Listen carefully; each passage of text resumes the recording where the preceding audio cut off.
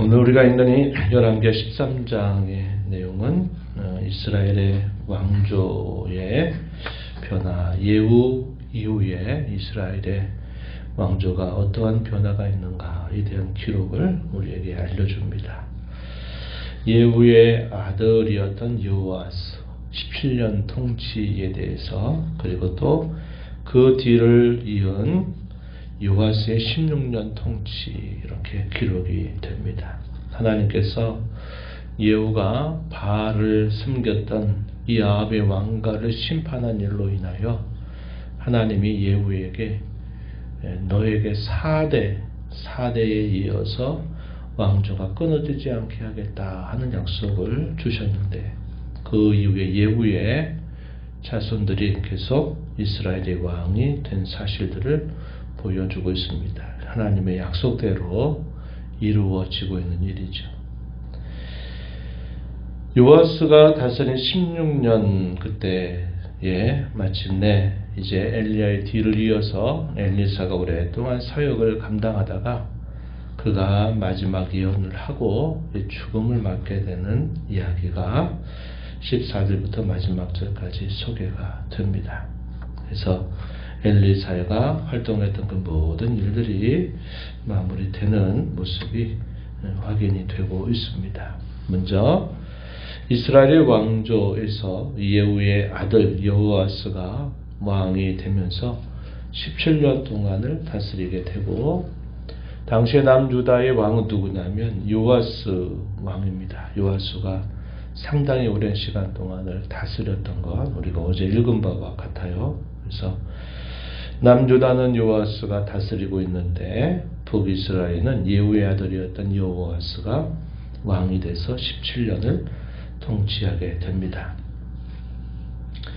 예후도 처음에는 잘하다가 나중에는 결국 여로보암의 이 죄를 그대로 따라가는 안타까움을 보이고 그의 통치가 끝나게 됩니다.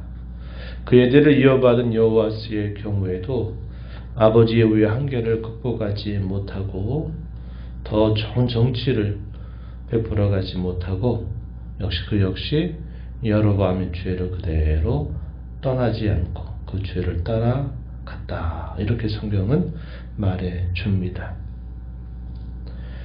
그 일로 인하여 하나님께서는 이스라엘 나라를 징계하십니다. 어떻게 징계하시는가?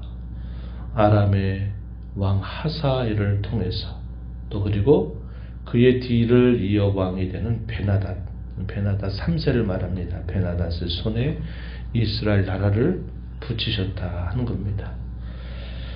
나라를 그렇게 이방 나라에 붙이신 그 일로 인하여 이 여호아스가 여호와 하나님 앞에 간절하게 기도를 올리게 됩니다. 그 기도의 내용 4절 말씀에 보면은 아람 왕이 이스라엘 학대함으로 여호아스가 여호와께 간구하매 여호와께서 들으셨으니 이는 그들이 학대받음을 보셨기 때문이다, 이렇게 설명해 줍니다. 그래서 여호와께서 구원자를 보내주시게 됩니다. 그래서 이 아람의 손으로부터 벗어나는 은혜를 베풀어 주시게 된 겁니다. 그러나 이렇게 은혜를 베풀어 주심에도 불구하고 여전히 이 이스라엘은 자신들이 행하고 있는 그 잘못된 길로부터 돌아서지 않았습니다. 여로보암의 집의 죄를 떠나지 않고 그 집의 죄를 따라 행하면서 그 당시에 수도 사마리아의 아세라 목상을 그대로 두었던 것입니다. 우리가 읽은 5절과 6절 말씀에 소개되고 있는 것이죠. 이건 마치 뭐와 같습니까? 자신에게 위기를 가져다 주는 그 죄에 대해서는 자기가 떠나지도 않으면서 위기 가운데서 벗어나게 해달라라고 하는 꼴이 되는 겁니다. 하나님이 불쌍히 여기셔서 그 백성들을 돌보셔서 그 간구를 들어주신 겁니다. 무엇을 기대하면서요? 그 잘못된 길에서 돌이킬 것을 기대하면서 하나님이 그렇게 해주신 것입니다. 그런데 여전히 이 여호와스는 그 하나님의 은혜에도 불구하고 배은망덕하게도 그는 자신이 범하는 그 죄를 떠나지 않고 여전히 그 죄를 따라갔다고 하는 것입니다. 이걸 비유로 들면 마치 이런 것입니다. 손을 뜨거운 불구덩이 앞에다가 두는 거예요. 깊이 그걸 들여대놓고 마치 이런 것 같죠? 손이 뜨겁게 해야지 말아달라고 기도한 것과 똑같습니다. 그 불구덩이 가운데 손을 댄 것을 빼내야죠. 그럼 빼내지 않고 손은 계속 거기다가 대고 있으면서 손이 뜨겁게 하지 말아달라고 하는 꼴이 되고 마는 겁니다. 이스라엘 나라가 그렇게 아람 나라에 의해서 많은 고초와 어려움을 당하게 된 이유는 그들이 하나님을 결국 거역한 죄 때문에 그렇게 된 일입니다. 그러한 고초 가운데서 기도했을 때 하나님은 이 왕의 기도를 들으시고 자기 백성을 불쌍히 여기셔서 구원의 은혜를 베풀어 주신 겁니다. 그런데 그랬더라면 어떻게 해야 합니까? 잘못된 길로부터 돌이켜야죠. 왜? 그 잘못된 길이 계속 민족적인 고초를 겪게 하는 원인이 됐기 때문에 그것을 고쳐야 되는데 고치지 않고 여전히 가는 겁니다. 결과가 어떻게 됐을까요? 또다시 아람 왕의 압박을 계속 받게 되는 일이 계속 따라오게 된 것이죠.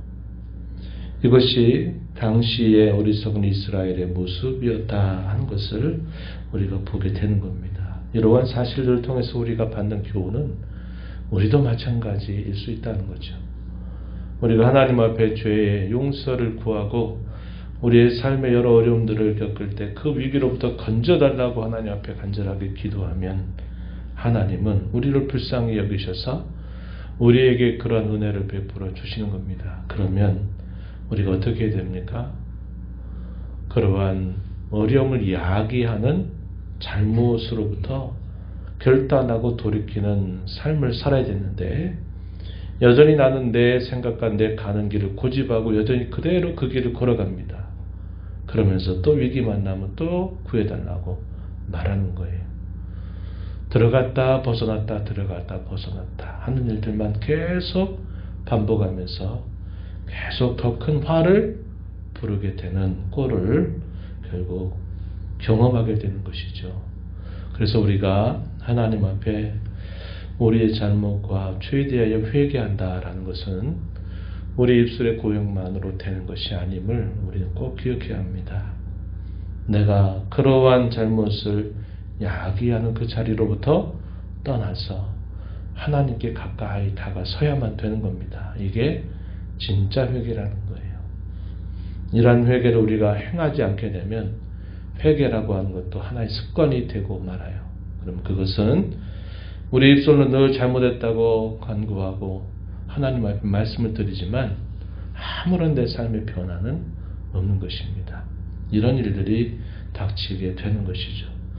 당시 이스라엘의 나라의 형편이 바로 이와 같은 형편이 국가적으로 계속 반복되고 있었다는 사실들을 이 이야기는 우리에게 보여주고 있는 겁니다. 그리고 나서 이 여호와하스의 뒤를 이어 그의 아들 요아스가 또 북이스라엘의 왕이 돼서 16년을 다스려요. 그때 유다 왕 요아스가 계속 다스리고 있던 때 요아스 제37년 통치 때 이 요아스가 북이스라엘의 왕이 돼서 16년을 다스리게 됩니다. 이스라엘 왕이 되지만 여전히 그도 역시 선대의 그 죄를 그대로 반복하며 살다가 그의 통치를 끝내게 되고 말아요. 안타까운 일이죠. 그 당시에까지만 해도 여전히 그 북이스라엘에는 그 국가에 있어서 큰 역할을 했던 엘리사 선지자도 여전히 함께 살고 있었지만 이 요아스의 경우도 전혀 다른 길을 그대로 따라가는 거죠. 앞선 선대의 그 길들을 답습하면서 가는 것이고 하나님 말씀의 종의 가르침과는 상관없이 살아갔던 인생이었음을 보여주고 있다 하는 겁니다. 그리고 이제 엘리사가 나이가 많이 들어서 그가 이제 죽음을 앞두고 있을 때 이 요아스가 이 엘리사를 찾아갑니다. 그리고 그의 죽음을 앞두고 찾아가게 됐을 때 이 엘리사가 상징적인 행동을 통해서 장차 북이스라엘의 장래가 어떻게 될 것인가를 예언하는데 활과 화살을 취하라고 명령을 하고 동쪽 창을 열어서 그 화살을 쏘라고 말합니다. 요아스 왕이 화살을 쏴요.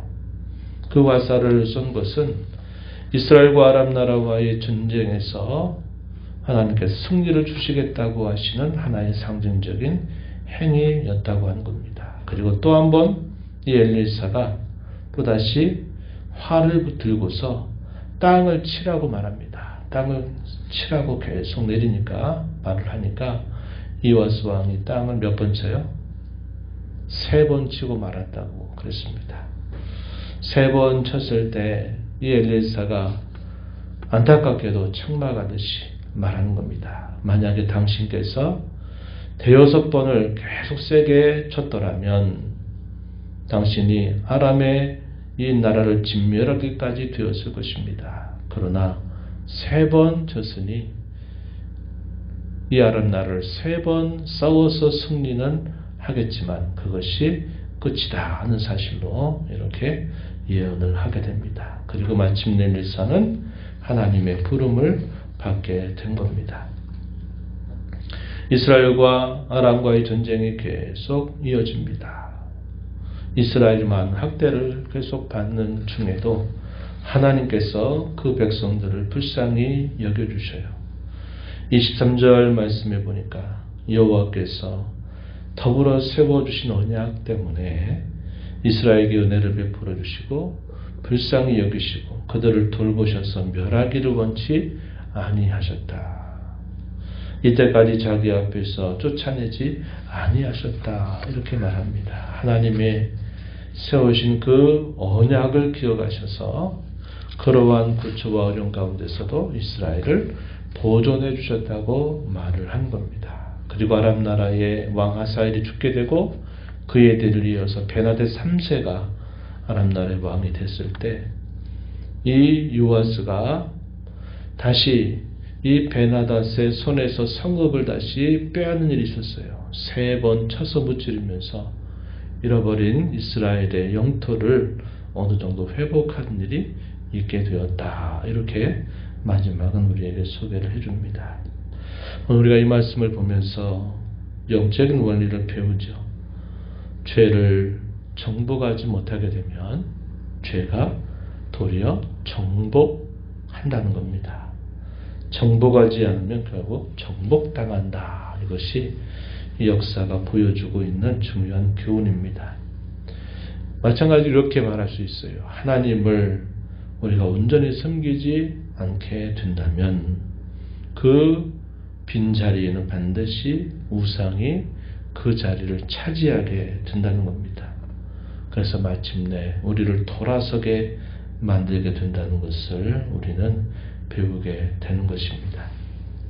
하나님을 우리가 더 온전히 섬겨야 될 이유, 우리가 죄를 정복해야 되는 이유는 이와 같이 분명한 것입니다. 우리가 그렇게 하지 않으면 반대의 현상이 반드시 우리에게 찾아오기 때문에 그러한 것입니다.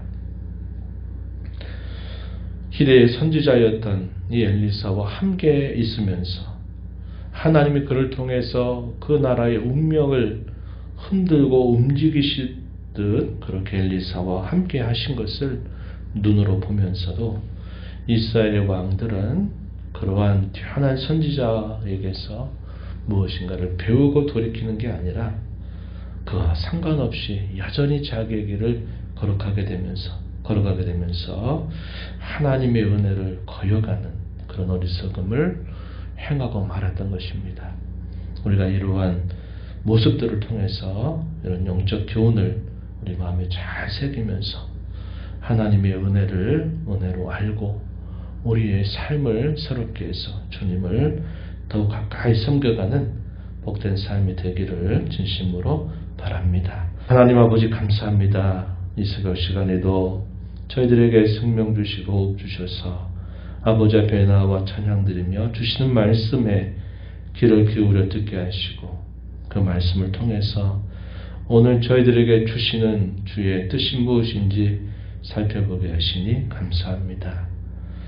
하나님께서 어려움 가운데 있는 왕의 간구를 들으시고 그 어려움으로부터 건져 주십니다. 그러나 그 어려움을 가져다 준 원인이 무엇인가를 생각하고 돌이키지 않고 여전히 자기의 길을 걸어가는 그 일로 인하여 한 번은 구원을 받고 도움을 받지만 그러나 계속 그런 고초를 당하는 어리석음을 반복하는 이 북이스라엘의 역사를 저희가 살펴봅니다. 오늘 저희의 삶이 하나님 앞에 그런 어리석은 삶을 고집하며 살지 않게 해주시기를 바랍니다. 베푸신 주님의 은혜에 대한 감사, 또 그와 더불어 주께서 기대하신 주의 뜻에 대하여 저희들이 분명하게 돌이켜서 하나님을 더 가까이 모시고 살아가는 삶이 되어 우상 숭배의 자리를 내어놓지 않게 하시고 또 스스로 자초하는 고통을 자초하는 삶을 살지 않도록 늘 저희들의 마음을 고쳐 새롭게 해주시기를 간절히 바라옵나이다. 은혜의 보호자 앞에 나와 아버지 은혜를 구하는 모든 심령들의 간구를 기울여 주시고 응답하시기를 바라며 예수님 이름으로 기도하옵나이다. 아멘.